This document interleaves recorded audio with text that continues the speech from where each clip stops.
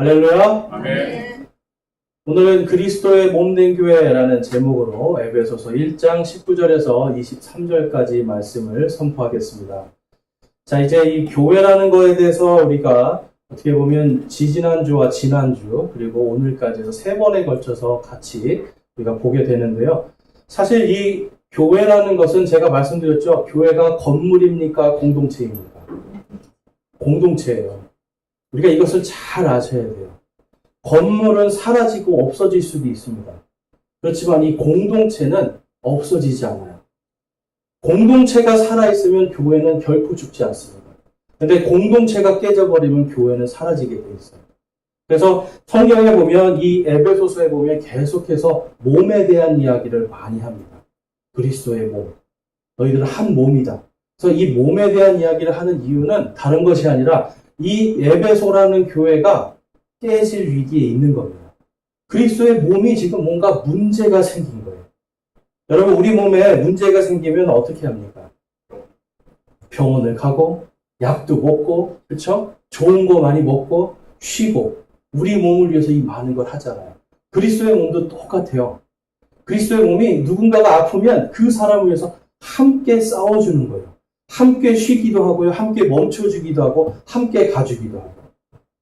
여러분, 그래서 이 교회라는 것은요, 단순히 그냥 건물의 개념이 아니라 우리가 하나의 몸으로 한 믿음과 한 침례와 한 성령 안에서 한 몸이 될 때 강력한 권능이 나타납니다. 그런데 이제 지난주에도 보니까 이 에베소 교회뿐만 아니라 당시의 교회들 안에 우상 숭배하는 것들이 들어왔어요. 제가 이 우상 숭배라는 게 뭐라고 말씀드렸어요? 하나님 외에 다른 것에 영광을 돌리는 게 우상 숭배예요. 어떤 사람들은 하나님 외에 다른 것을 의지하고 신뢰하는 것, 다른 것을 믿는 게 바로 우상 숭배입니다. 옛날에는 여러분 우상 숭배라는 게 아주 간단했어요. 뭔가를 만들어서 하나님 외에 다른 거에 절하면 그게 우상 숭배였어요. 그런데 오늘날은 복잡해졌어요. 하나님을 믿는다고 하지만 돈을 더 신뢰하고, 하나님을 믿는다고 하지만 세상을 더 신뢰하고, 하나님을 믿는다고 하지만 자기를 더 신뢰하고, 그러니까 뭔가 지금 예전보다는 더 복잡한 우상 숭배의 상황에 놓여 있습니다. 그래서 저와 여러분 지금 이 시대는요, 우상 숭배에서 벗어나기가 힘든 시대입니다. 그래서 더 철저하게 하나님의 말씀으로 서야 돼요.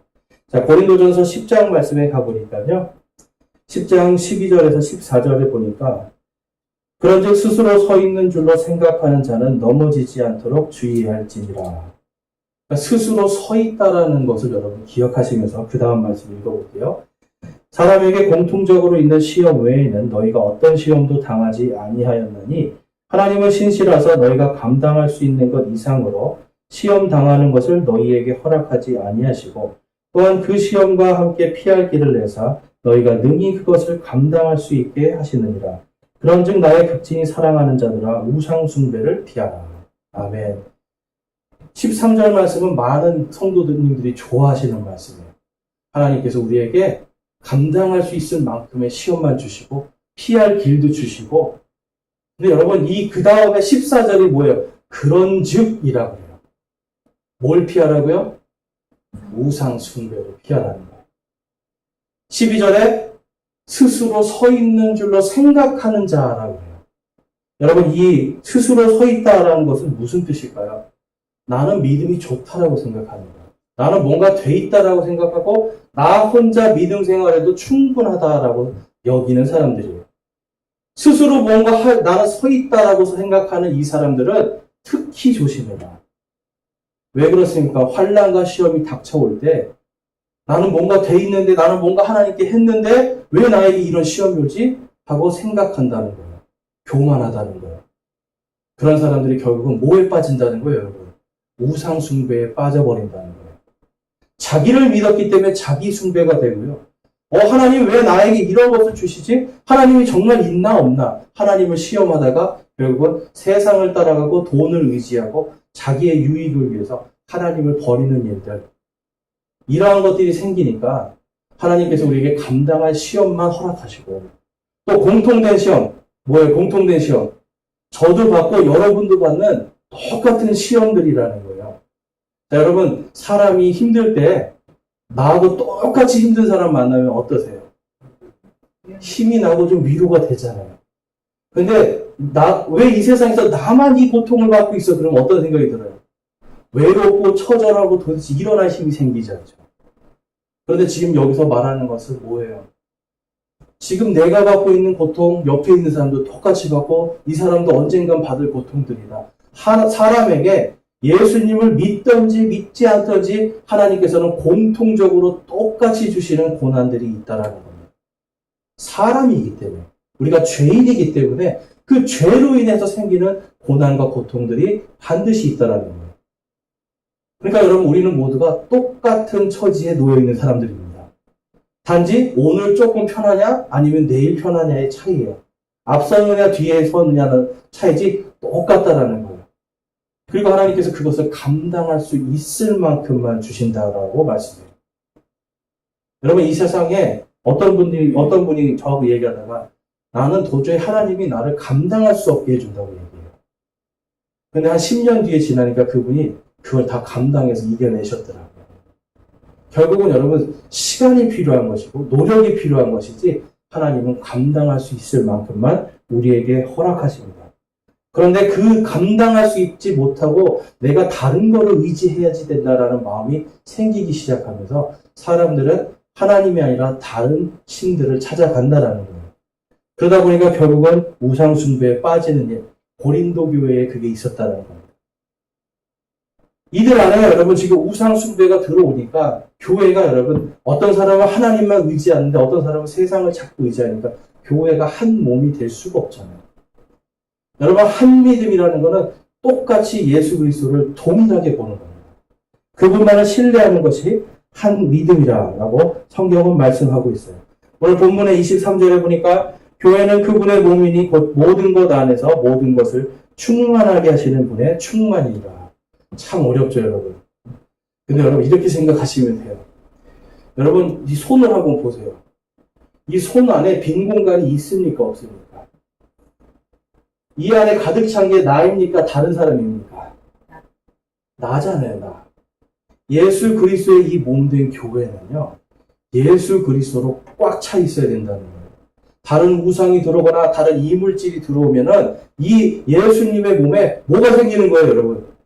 반드시 문제가 생겨요. 옛날 어르신들만도 동투가 난다 그러죠. 뭔가가 이상하게 이제 가시가 들어가거나 다른 게 들어가면 염증이 생겨버리죠. 왜 그래요? 밀어내는 거예요. 내 거 아니라는 거예요. 사람의 몸은 자기로 꽉 차 있어요. 예수 그리스도의 몸된 교회도요, 예수님으로만 꽉 차 있어야 돼요. 그러면 예수님으로 꽉 차 있으려면 여러분, 같은 믿음을 가져야 돼요. 말씀에 대해서 같은 믿음을 가져야 돼요. 그다음 말씀을 내가 사모하는 이 성령께서 주시는 같은 믿음, 같은 안에서 성령 안에서 성령 침례가 같이 있어야 됩니다. 그래서 예수님의 이 몸된 교회는 오직 예수님만을 믿고 따르는 그분만을 신뢰하는 사람들로 가득 차 있어야 돼요. 그런데 누군가가 믿음이 약해서 흔들흔들해요. 그럼 어떻게 해야 됩니까? 잘라내요, 여러분? 아니죠. 최선을 다해서 그 사람을 같이 갈 수 있게 해줘야 돼요. 그거는 건물이 하는 것이 아니라 믿음의 공동체가 합니다. 자, 그러면 이 우상숭배라는 것, 이것을 하지 않고 이 교회가 예수님으로 꽉 차는 이 영광의 공동체가 되려면 어떻게 해야 될까요? 오늘 본문 말씀에 보니까 그분의 강력한 권능의 활동을 통하여 믿는 우리에게 베푸신 바 그분의 지극히 큰 권능이 어떤 것인지 너희가 알게 하시기를 구하노라. 그분께서 그리스도를 죽은 자들로부터 살리시고 하늘의 처소들에서 자신의 오른편에 앉히실 때에 그 권능을 그분 안에서 발휘하셨으며 또 그때에 그분을 모든 정사와 권능과 강력과 통치와 이 세상뿐만 아니라 오는 세상에서 불리는 모든 이름보다 훨씬 위에 두시고. 아멘. 여러분, 사람들은요, 지금 여기서 21절에 말씀하는 거 뭐예요? 예수님이 이 세상의 모든 권력이나, 이거는 지금 영적인 이야기를 하는 게 아닙니다. 이 세상의 모든 권력이나 어떤 강력한 자들이나 이 모든 사람들 그 위에 그분의 머리, 이름이 기록되어 있다라고 말씀합니다. 왕들보다 더 위에 있어요. 얼마 전에 우리 엘리자베스 2세 돌아가셨는데 그분 위에 예수님의 이름이 있는 거예요. 그렇다면 온 세상을 지금 다스리는 분이 누구라는 거예요? 예수님이라는 거예요. 그러면 사람을 의지할 필요가 있습니까? 없습니까? 없어요. 예수님만 따라가면 돼요. 사람이 믿고 신뢰하는 돈을 의지할 필요가 있습니까? 없습니까? 그런 거 필요 없는 겁니다. 예수님만 의지하면 되는 거예요. 예수님을 믿고 따라가는 이 믿음이 있을 때 교회가 영광으로 충만하게 되는 줄로 믿습니다. 그런데 그 영광이 어디에 있느냐? 본문의 19절과 20절 말씀에 보니까 그 큰 권능이 바로 예수 그리스도께서 죽은 자들 가운데서 다시 살아나신 부활의 권능이라고 말씀합니다. 여러분, 예수님의 이 부활은요, 우리가 이제 아셔야 되는 게 성경 말씀에서 어떻게 보면 예수님께서 우리에게 권능을 주시는데요. 무슨 권능을 주시냐? 바로 영원한 생명의 권능을 주세요. 십자가에서 예수님이 우리의 모든 죄를 대신해서 피 흘려 죽으심으로 이룬 것이 우리 대신 속죄해 주심을 이루셨어요. 그분을 믿음으로 우리의 죄가 다 용서받는 거예요. 근데 여러분, 이 죄는 어제 지은 죄가 아니죠. 내가 사는 모든 인생, 태어나면서부터 죽을 때까지의 모든 죄를 예수님이 다 짊어지시고 십자가에서 자기의 피로, 여러분, 사람이 죽으면 피가 죽는 거잖아요. 피가 죽으면 사람이 죽는 겁니다. 그런데 그 죽음에 대한 대가로 예수님이 자신의 피로 대신 갚아주신 거예요. 이게 십자가의 대속입니다. 대속이라는 말은 대신 속죄를 말하는 거예요. 그런데 여러분, 대신 죽어주심을 통해서 그 다음에 죽으시기만 한 게 아니라 무슨 역사를 이루셨어요? 다시 살아나심. 다시 살아나심을 통해서 영원한 생명을 우리에게 보증해 주시는 겁니다. 여러분, 예수님이 그냥 단순히 십자가에서 죽으시고 끝난 것이 아니라 그분이 다시 부활하심을 통해서 내 이 부활을 너희에게 주리라 약속하시는 게, 이것이 바로 가장 큰 권능이에요. 여러분, 왕도 죽잖아요. 세상에 유명한 사람들, 지난주에도 보니까 엄청 많은 유명한 사람들이 다 죽었어요. 그런데 여러분, 하나님께서는 우리에게 약속하시잖아요. 누구든지 예수 그리스도를 믿는 자에게는 영존하는 생명을 주리라 약속하시죠. 그 약속을 누가 보증하세요? 부활하신 예수님이 보증하시는 거예요. 여러분, 예수님이 부활하셨기 때문에 나도 부활할 수 있는 겁니다. 왜 그러냐면 그 부활하신 분의 그 성령께서 내 안에 계시기 때문에. 여러분, 죽어서 가는 천국을 하나님께서 계속 여러분에게 약속하시지만 이 죽어서 가는 천국보다 더 큰 권능은 우리가 부활하여서 영존하는 생명을 가지고 하나님의 왕국에 들어가는 거예요. 에베소서 4장 말씀 한번 보겠습니다. 에베소서 4장 2절에서 5절 말씀에 가보면 모든 겸손과 온유와 오래 참음으로 사랑 안에서 서로 참아주며 화평에 매는 띠로 성령이 하나 되게 하신 것을 힘써 지키라. 너희를 부르심의 한 소망 안에서 너희가 부르심을 받은 것 같이 한 몸과 한 성령이 있고 한 주와 한 믿음과 한 침례가 있으며. 아멘. 지금 계속 하나라고 얘기하죠. 하나.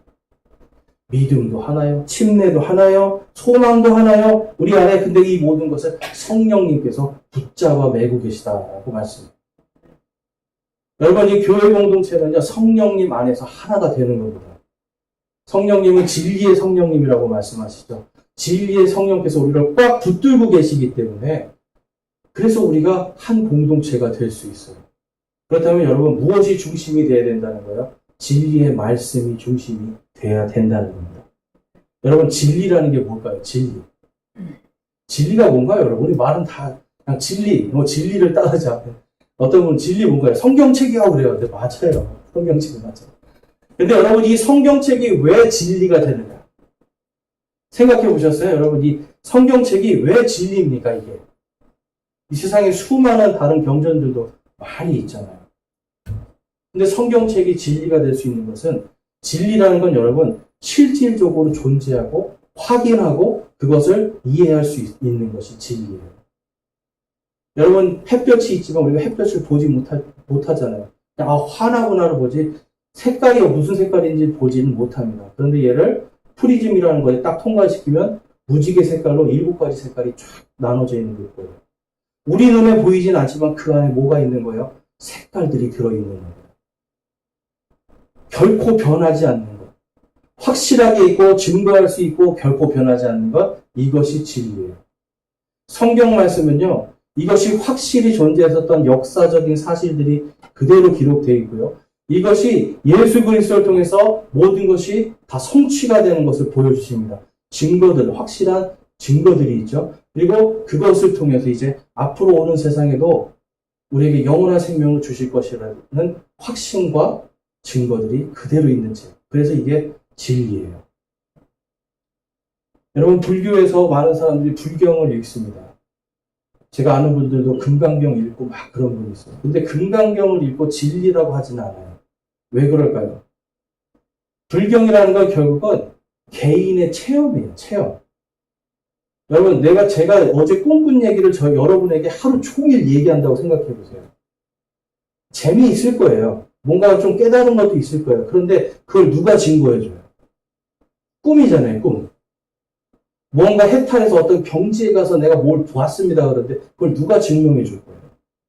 봤는지 안 봤는지 누가 증거할 수가 없잖아요. 역사적으로 나타나지는 않잖아요. 그런데 성경은 역사가 그 모든 것을 증거하는데 특별히 이 많은 역사학자들이 이야기하는 게 부활의 사실을 증거합니다.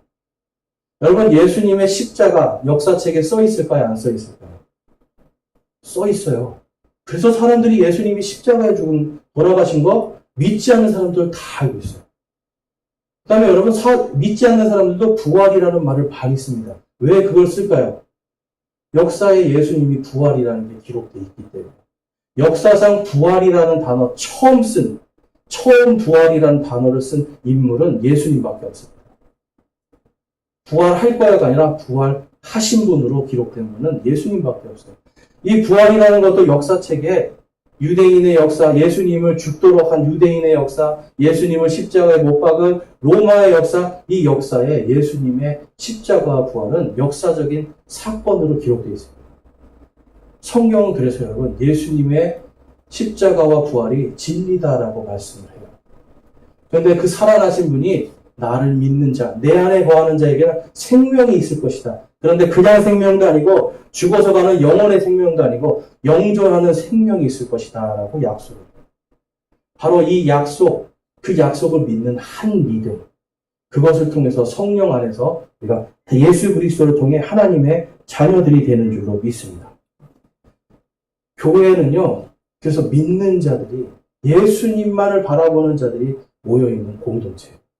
그럼 여러분, 이 공동체가 힘을 내려면 뭐가 필요할까요? 한 마음이에요, 사실. 한 성령, 한 믿음, 한 침례, 전부 다 뭐냐면 하나가 되라는 말씀이에요. 여러분, 축구팀이 많이 있잖아요. 그럼 어떤 팀이 제일 강할까요? 여러분, 축구팀이 있는데 여러분들이 아는 축구팀, 여기는 축구를 좋아하는 분들이 별로 없어서 제가 예전에 있을 때는 막 서로 좋아하는 축구팀 얘기했는데 다 자기가 좋아하는 팀이 잘한다고 그래요. 그런데 여러분, 진짜 잘하는 팀은 조직력, 이 팀워크가 가장 좋은 팀, 한 팀이, 한 몸이 된 팀이 가장 강력합니다. 그런 팀들은 아무리 유명한 선수가 없어도 강팀들을 이길 수가 있어요. 한 몸이 되는 게 제일 중요해요. 모든 이 세상의 스포츠맨, 이 팀의 감독들이 원하는 건 한 팀이 되기를 원해요. 근데 그 중에 한 사람이 나는 잘났어. 그러면서 패스도 안 해요. 자기 혼자 공 몰고 들어가서 골은 넣었는데 패스를 안 해요. 그러기 시작하면 다른 사람들은 어떤 생각이 들겠어요? 너만 잘났어? 나도 몰고 가서 패스해야지. 너만 잘났어? 난 너에게 패스 안 할 거야. 이제 이렇게 되면 어떻게 되는 겁니까? 지는 거예요. 그러면 내가 아무리 잘해도 어떻게 해야 돼요, 여러분? 한 몸이 되기 위해서 희생하는 겁니다. 내가 잘해도 좀 더 나은 기회를 가진 사람한테 패스해줘. 감독이 하라는 대로 때로는 여러분, 진짜 잘하는 선수들은 공이 없을 때 상대방 수비를 유인하기 위해서 저쪽으로 뛰는 선수가 진짜 잘하는 선수예요. 근데 그거는 여러분, 귀찮은 일이거든요. 굳은 일이거든요. 근데 그 굳은 일을 잘하는 선수가 진짜 잘하는 선수고, 그 사람 때문에 한 팀이 됩니다. 그럼 여러분, 이 교회 안에서도 마찬가지죠. 나는 뭘 많이 알아. 나는 찬양을 잘해. 나는 기도를 잘해. 뭘 잘해. 막 나는 똑똑해. 여러분, 이걸로 가는 것이 아니라 한 몸이 되기 위해서는 희생할 수가 있어요. 굳은 일을 해야 되고요. 때로는 굳은 일뿐만 아니라 다른 사람이 하지 않는 일도 찾아서 할 수 있는 것. 이것이 한 몸이 되는 것입니다. 그래서 지금 에베소서에서도 사도 바울은 너희의 부르심의 한 소망에 있어서 너희가 부르심을 받은 것 같이 한 몸과 한 성령이 있다라고 말씀합니다. 두 몸이 있을 수가 없는 겁니다. 왜냐하면 이 안에는 예수 그리스도로 충만하기 때문에. 그래서 성경에서는 예수 그리스도의 이 교회를, 공동체를 예수님의 몸이라고 그러고, 저와 여러분 한 사람 한 사람을 뭐라고 그래요? 지체다라고 이야기를 해요. 지체라는 건 다른 게 아닙니다, 여러분. 손가락, 발가락, 손발, 코, 눈, 입, 이런 게 지체예요. 근데 여러분, 손이 눈 보고, 야, 너는 이렇게 못생겼어 하고, 여러분, 눈을 계속 때린다고 생각해보세요. 이게 무슨 몸이 되겠어요? 아니죠. 서로가 서로를 위해서 함께 협력하는 겁니다, 여러분. 함께 협력을 해요. 그래야 눈도 자기 기능을 하고, 코도 자기 기능을 하고, 입도 자기 기능을 하는 거예요. 이게 망가지면 결국 우리 몸이 마치 뇌를 다쳐서 한쪽이 마비되는 것처럼 우리 몸도 그렇게 마비가 된다는 겁니다. 예수 그리스도의 몸된 교회도 똑같이 우리가 희생과 서로의 헌신과 사랑이 없으면 한 몸이 되고자 하는 마음이 없으면 무너지게 돼 있다는 거예요. 자, 에베소서 4장 11절 말씀으로 가보면, 그래서 무너지지 않도록 하나님께서 이렇게 말씀하십니다. 에베소서 4장 11절에서 13절 말씀, 우리 한번 보이시면 함께 읽어보겠습니다. 시작. 그분께서 더러는 사도로, 더러는 대언자로, 더러는 복음전도자로, 더러는 목사 겸 교사로 주셨으니 이것은 성도들을 완전하게 하고 섬기는 일을 하게 하며 그리스도의 몸을 세우게 하려 하심이라. 마침내 우리가 다 믿음과 하나님의 아들을 아는 것에서 하나가 되어 완전한 사람에 이르고 그리스도의 충만하심에 장성한 분량에까지 이르리니. 아멘. 교회에 오는 목적에 대해서 말씀을 해요. 그리고 목사를 왜 세웠는지도 말씀을 하고 있어요. 여기에 보면 사도라는 말이 나옵니다. 사도는 예수님을 만난 예수님의 제자들을 이야기하는 거예요. 그 제자들이 지금 살아있습니까? 죽었습니까? 그러니까 사도는 지금 이 세상에는 없어요. 그 다음에 대언자라고 말씀이 나와요. 대언자는 하나님의 말씀을 받은 자들이에요. 그런데 고린도전서 13장에 가보면 이 대언도 끝나고 방언도 타 언어들도 끝날 것이다 라고 말씀을 합니다. 언제요? 하나님의 말씀이 완성이 됩니다. 이때까지는 아직도 하나님의 말씀이 완성이 안 됐기 때문에 성령님의 영감을 통해서 사도 바울도 하나님의 말씀을 쓰고 있었고, 사도 베드로도 하나님의 말씀을 쓰고 있었고, 야고보도 하나님의 말씀을 쓰고 있었잖아요. 그래서 이들이 대언자로서 하나님의 말씀을 기록하고 있었어요. 여러분 아셔야 되는 게 요즘에 예언이다, 교회에서 예언의 은사다라고 하는 것들이 있는데, 이걸 여러분 보면 전부 다 누구 예언이에요? 사람, 개인의 예언들을 해요. 당신은 이렇게 될 것입니다. 맞았어. 용해. 여러분, 이거 아니라는 거예요. 이거는 무당도 해요, 여러분. 무당도 하고 조금만 연습하면 점쟁이들도 다 하는 거예요. 하나님의 이 대언의 영은 그런 것이 아닙니다. 성경책에 기록되는 하나님의 말씀을 대언하는 거예요. 개인이 동쪽으로 가라, 서쪽으로 가라, 여러분, 이거는 무당이에요. 근데 그것이 아니라 하나님의 말씀에 이 성경책에 기록되는 말씀들을 전하던 사람들이 당시에 있었다라는 겁니다. 그래서 그런 사람들을 당시에는 대언자다, 하나님의 말씀을 대신하는 사람이다라고 이야기를 했습니다. 그러면 오늘날 이 성경이 완성된 다음에는 대언자가 있습니까? 없습니까? 이제는 없는 거예요. 대신 여러분들이 하나님의 이 성경 말씀을 나가서 대신 전해주는 역할로 대언자는 있을 수 있어요. 그렇지만 당신의 미래가 어떻고 하는 이런 것은 성경에서 이제 그것은 끝날 것이다 라고 말씀을 하고 있어요. 그러니까 지금은 없는 거예요. 그 다음에 복음 전도자라는 말씀이 있습니다. 복음 전도자는 다른 것이 아니라 복음을 전하는 사람이에요. 쉽게 말해서 전도사라고 얘기할 수 있는데, 제가 전도사 시절에 전도를 별로 못하게 되더라고요. 하도 일이 많아서. 이 복음 전도자는 다른 게 아니라 교회에서, 전도사 이런 게 아니라 교회에서 전도에 어떤 능력을 가진 사람에게 나가서 전도하십시오라고 권한을 주는 사람이 전도사입니다. 복음을 전하는 자입니다. 그리고 또 어떤 사람들이 나오죠? 이제 더러는 목사 겸 교사다라고 말씀해요. 목사는 교사의 역할도 같이 하는 겁니다. 뭘 가르치는 거예요, 여러분? 성경 말씀. 어떻게 보면 목사가 여러분에게 인생을 이렇게 살아라, 저렇게 살아라, 이렇게 살면 복을 받습니다, 저렇게 살면 복을 받습니다, 이거를 가르쳐주는 사람이 아니라는 거예요. 말씀을 있는 그대로 가르쳐주고 여러분이 그 말씀을 받아서 하나님 말씀에 감동돼서 살아가게 하는 겁니다. 그래서 목사들이 제일 하지 말아야 되는 게 뭐냐면 성도들을 뜯어 고치려고 할 때부터 문제가 생겨요. 하나님의 말씀이 들어가서 역사하면 되는데 내가 이걸 뜯어 고치려니까 항상 문제가 생겨요. 그래서 여러분 목사를 위해서 기도를 많이 해주셔야 돼요. 이런 유혹들이 많이 오거든요. 말씀을 준비하다 보면. 그래서 그것이 아니라 정말 하나님의 말씀이 선포가 온전히 되고 역사할 수 있는 그러한 사람이, 그러한 목사, 그러한 교사가 될 수 있기를 기도해 주셔야 됩니다. 그런데 그 목적이 있어요. 13절에 마침내 우리가 다 믿음과 하나님의 아들을 아는 것에서 하나가 돼요. 뭐에서 하나가 되라고요? 믿음과 하나님의 아들을 아는 것에서. 제가 아까 교회는 뭐로 충만해야 된다고 말씀드렸어요? 예수님으로. 근데 예수님이 누군지를 알아야죠. 여러분, 예수님이 누구신지 아십니까? 예수님을 안다라는 건 이분을 다른 사람한테 설명할 수 있을 때 안다라는 거예요. 여러분은 예수님에 대해서 아십니까? 모르기 때문에 교회 나오셔서 계속 공부하는 거예요. 여러분들이 다 예수님에 대해서 아시면 어떻게 보면 목사는 할 일이 굉장히 줄어듭니다.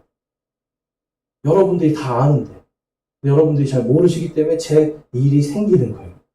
근데 교회로 오는 목적이 뭐예요, 여러분? 그러니까 예배드리라는 거예요? 아니면 믿음과 예수 그리스도에 대해서 아는 것을 위해서 오시는 거예요? 예수님을 알기 위해서 오는 거예요. 내가 뭘 믿는지 알아야죠. 내가 믿는 그분이 누구신지를 알아야 되잖아요. 그래서 우리가 이 교회 안에서 한 몸이 되려면 첫 번째로 예수님이 누구신지를 알아야 돼요. 그걸 위해서 오시는 겁니다. 그래서 제가 늘 말씀드리지만 교회 이 건물이 성전이 아니라고 말씀을 드리잖아요. 근데 이 대한민국 교회들은 전부 다 교회 건물을 성전으로 만들어 놓고 여기 와서 하나님 만나려고 오는 거예요. 성전에 내가 하나님 만나러 간다. 그런데 고린도전서에서는 뭐라고 그래요? 누가 성전이다? 내가 성전이다. 내 안에 예수 그리스도의 성령께서 계시기 때문에 성령님이 계시는 내 몸이 성전이다. 그래서 여기는 성전들이 모여있는 어떻게 보면 성전의 공동체들입니다, 여러분. 그러니까 건물을 위해서 오는 것이 아니라 여기에 하나님을 만나러 오는 것이 아니라 나를 구원해 주신 그 하나님을 감사하고 찬양하고 믿음과 하나님의 아들을 알기 위해서 오시는 거예요. 이해가 되셨습니까, 여러분?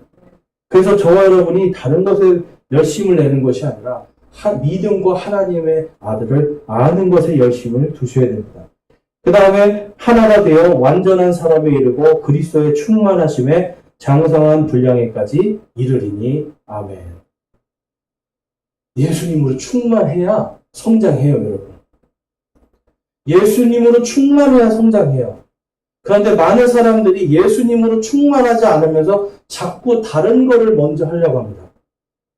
뭔가 다른 사람에게 보기 좋은 것들을 하려고 해요. 교회에 와서 뭔가 섬기려고 하고 뭔가 봉사하려고 하고 뭔가 다른 사람들을 보기에 믿음이 좋구나라는 것을 인정받기 위한 일들을 합니다. 그런데 성경은 지금 뭘 말씀하는 거예요? 먼저 예수 그리스도로 충만해서 성장하라는 거예요. 믿음과 예수님을 아는 것은 아직 어린아이인데 아직 믿음이 어린아이인데 자꾸만 어른 일을 하려는 거예요. 여러분 따님을 가지신 분들은 그런 거 다 경험해 보시죠. 아이들이 좀 크면 거울 보면서 뭘 해요? 엄마가 바르는 립스틱 발라보고 분도 발라보고 그럼 여러분 그걸 보면서 아이고 잘한다 그러세요? 어떠세요?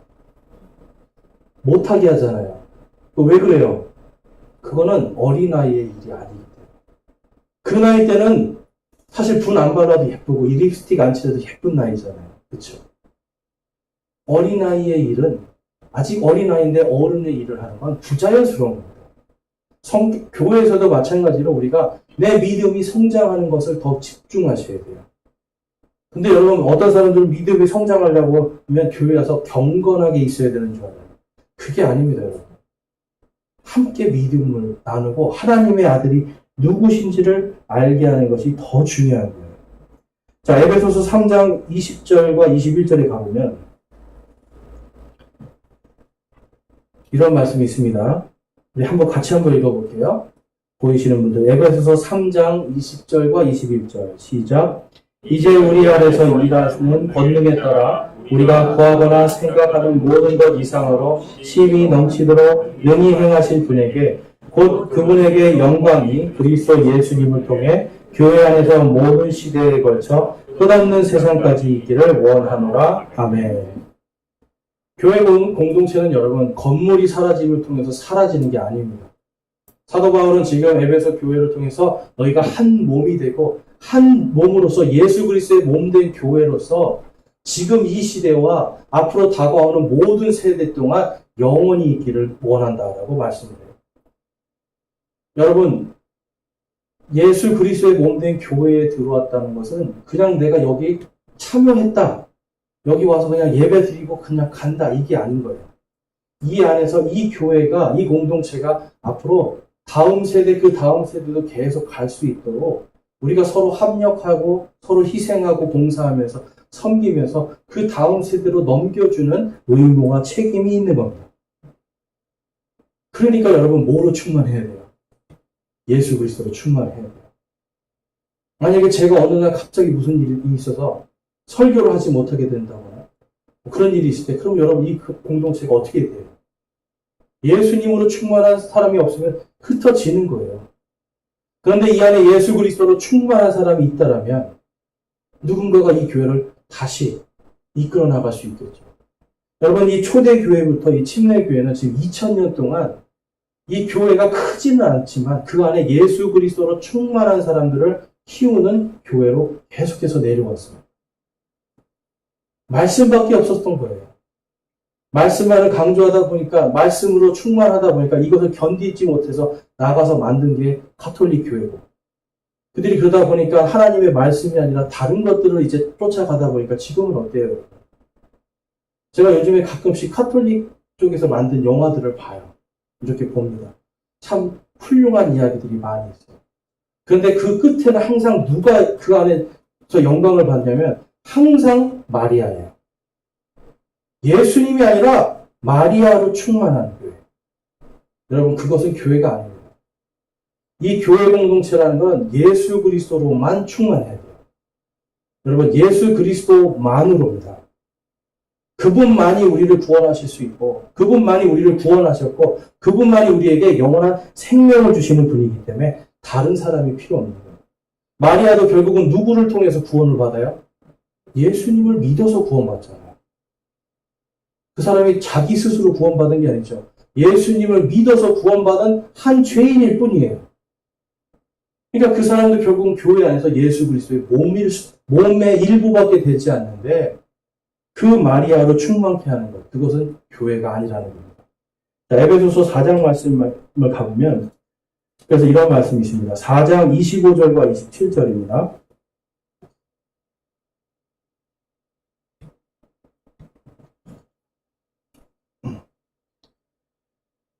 에베소서 4장 25절에서 27절 우리 함께 한번 읽어보겠습니다. 시작. 그런즉 거짓말을 버리고 각 사람이 자기 이웃과 더불어 진리를 말하라. 우리는 서로 지체니라.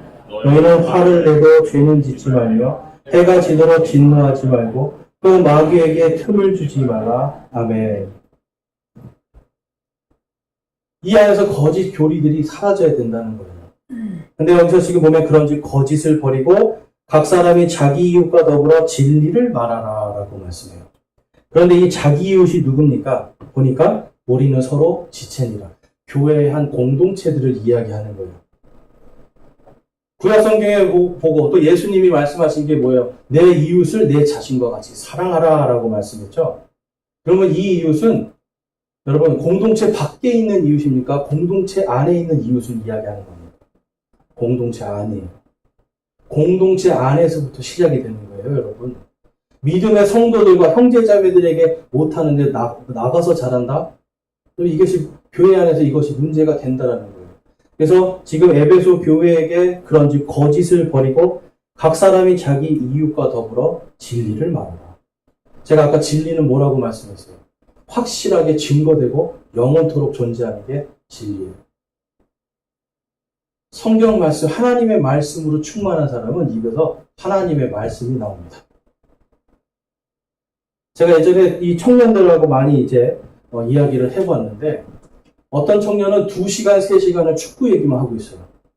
어떤 청년은 컴퓨터 얘기만 계속 하고 있어요. 어떤 청년은 만화에 대한 이야기만 계속 하고 있어요. 왜 그렇습니까? 그 안에 뭐가 충만한 거예요? 자기가 좋아하는 게 충만한 거예요. 자기가 좋아하는 게 충만한 게 나오는 거예요. 그래서 교회 안에서도 우리가 이야기할 때 보면 그 사람 안에 충만한 게 나오기 시작합니다. 여러분들은 오늘 오셔서 무슨 얘기 하셨어요? 지체들과.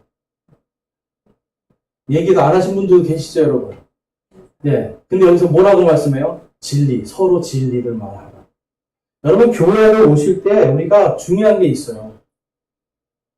내가 진리를 서로 나누는 것이 이게 예배입니다, 사실.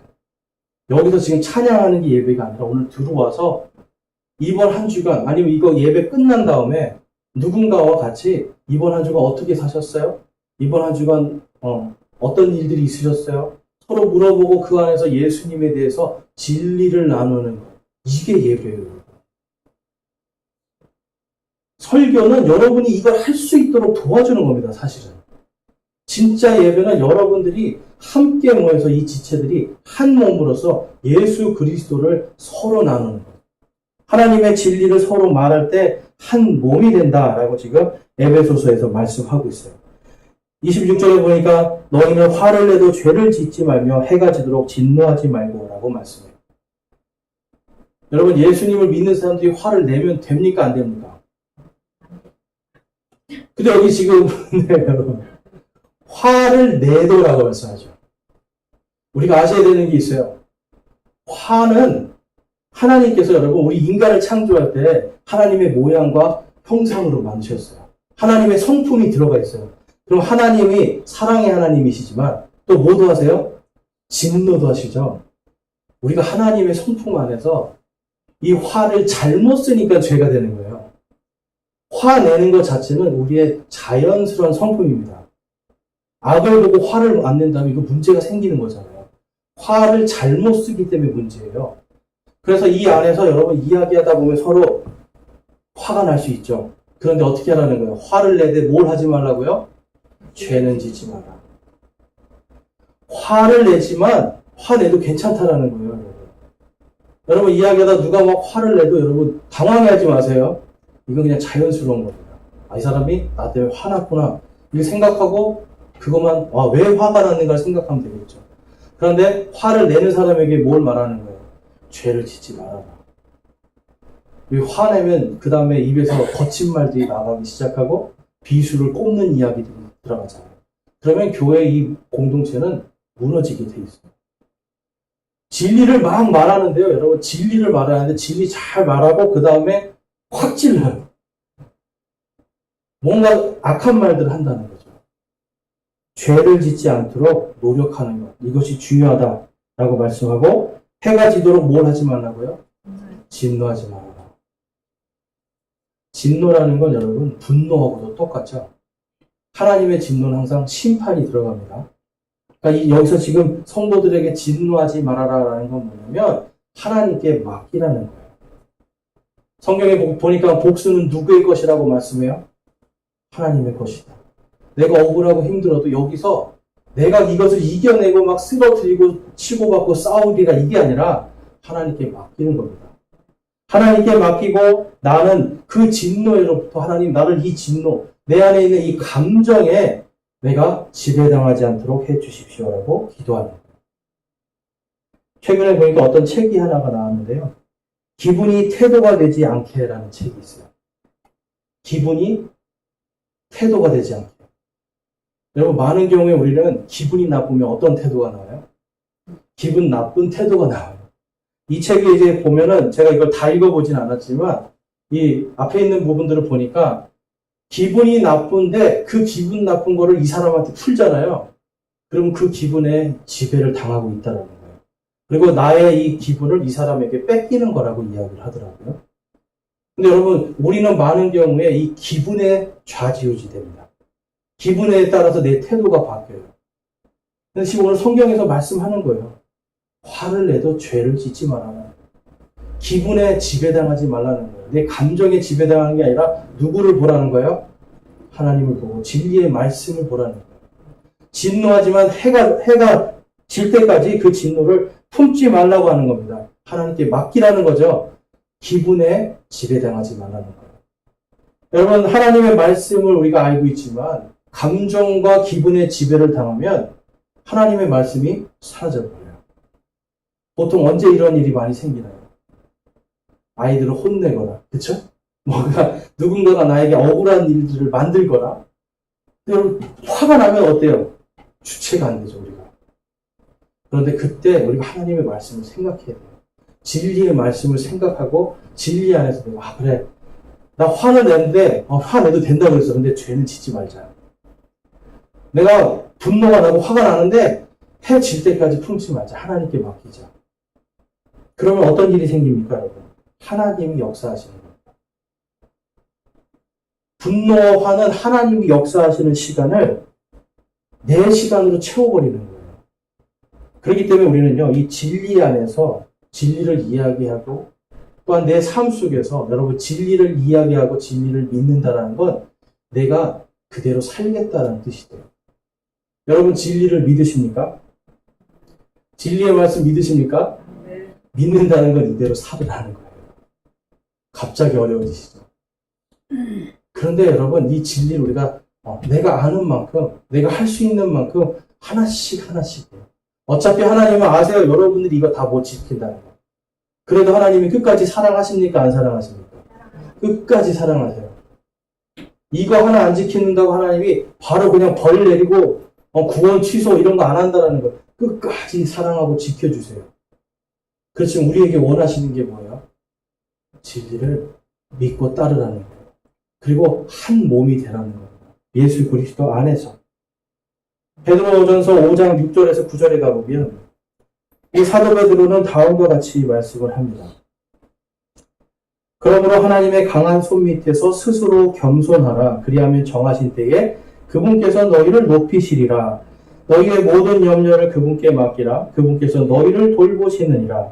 정신을 차리라. 깨어있으라. 너희 대적 마귀가 울부짖는 사자같이 두루다니며 삼킬 자를 찾나니 믿음에 굳게 서서 그를 대적하라. 세상에 있는 너희 형제들도 동일한 고난을 겪는 줄 너희가 아느니라. 아멘. 감정의 지배를 당하면 마귀에게 틈을 주게 되어 있습니다. 여러분 마귀는요. 우리를 직접적으로 주님의 자녀들을 직접적으로 어떻게 하지 못해요. 대신 우리가 감정의 지배를 받고 악한 생각을 하게 되면 마음에 틈이 생겨요.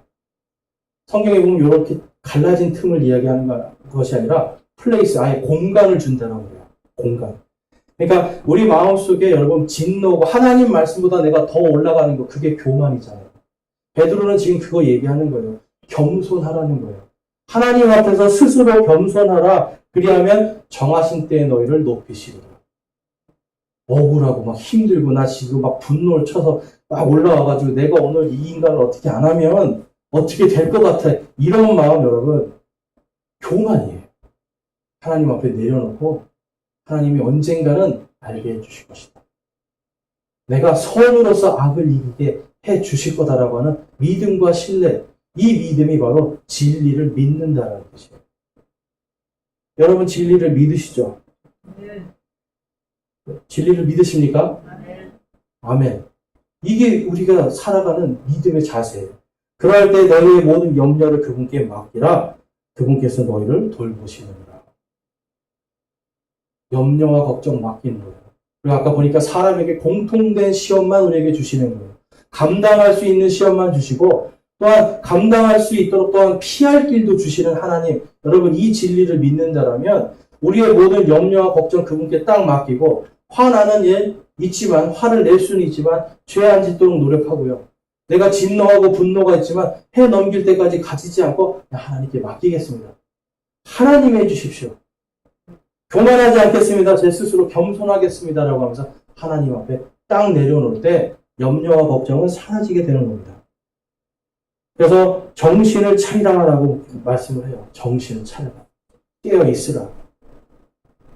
근데 왜 정신을 차리고 깨어있으라고 그래요, 여러분? 너희 대적 마귀가 울부짖는 사자같이 두루다니며 삼킬 자를 찾나니. 어떤 자를 삼키려고 찾을까요, 여러분? 사탄에게 마음을 열어준 자.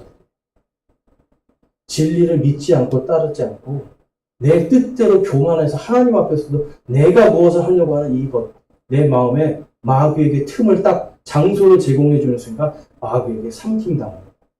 기분이 태도를 지배하기 시작하고 내 감정이 내 신앙, 내 믿음을 지배하기 시작하면 마귀한테 여러분 삼킴당하는 거예요.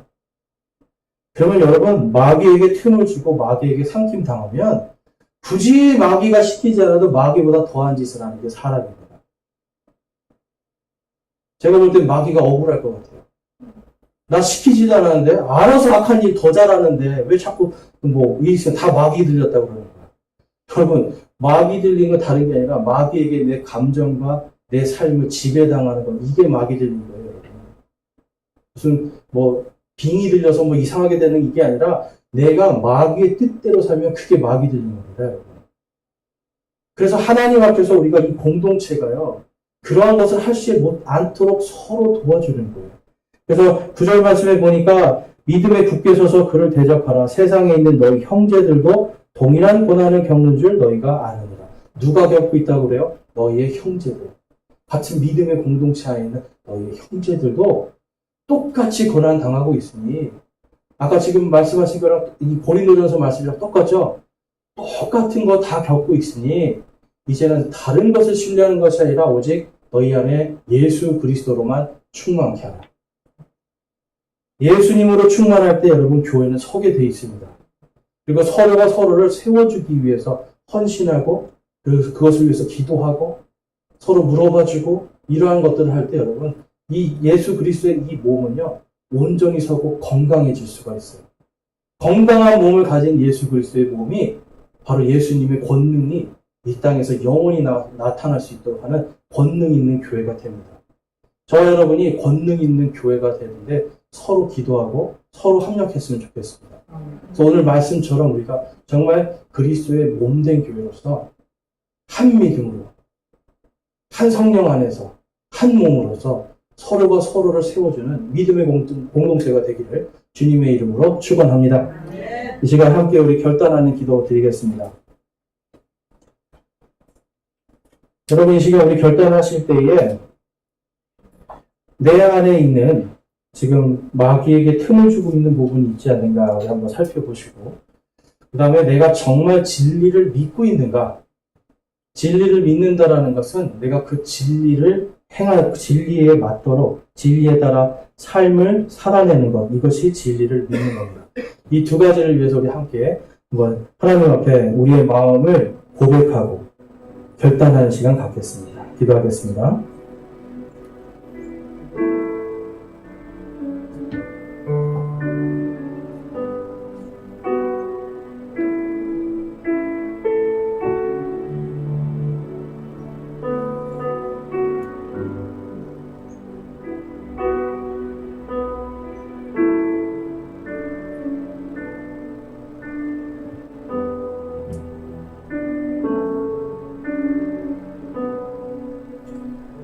오늘 말씀을 통해서 내가 이제 예수 그리스도를 믿는 이 믿음의 진리, 또한 하나님의 말씀의 진리를 온전히 믿고 지키고 행하는 삶을 살기를 소망하고 결단합니다 하시는 분 있으면 우리 손을 들어 하나님께 마음을 드리겠습니다. 이제는 나의 뜻대로 사는 것이 아니라 주님 앞에 겸손하게, 하나님 말씀 앞에 겸손하게 살고 진리의 말씀을 내가 실천하고 그것으로 내가 살아내는 그런 믿음의 삶을 살기를 소망하고 결단합니다 하시는 분들 손을 들어 하나님께 마음을 드리겠습니다. 감사합니다. 손 내려주시고요. 오늘 말씀을 통해서 나는 아직까지 진리의 말씀을 받아들이지도 못하고 아직 예수님을 믿지도 못하고 내가 아직 구원받지 못했는데 내가 이제는 그 예수님을 믿고 그분이 약속하신 이 진리의 말씀대로 내가 구원받고 천국을 소망하며 부활을 소망합니다. 라고 여러분 예수님을 믿게 되신 분 있습니까? 이 시간 손을 들어 하나님께 마음을 드리겠습니다. 내가 이제는 예수 그리스도를 믿고 구원받기를 소망합니다. 하나님께서 나에게 구원의 소망과 기쁨을 주셨습니다 하시는 분 있으면 손을 들어 마음을 드리겠습니다. 감사합니다. 손 내려주시고 저분이 이제 주님 안에서 진리를 따르고 진리를 소망하며 예수 그리스도 안에서 한 몸과 한 믿음과 한 성령으로 하나 되는 주님의 몸된 교회, 영광된 교회가 될 수 있기를 주님의 이름으로 축원합니다.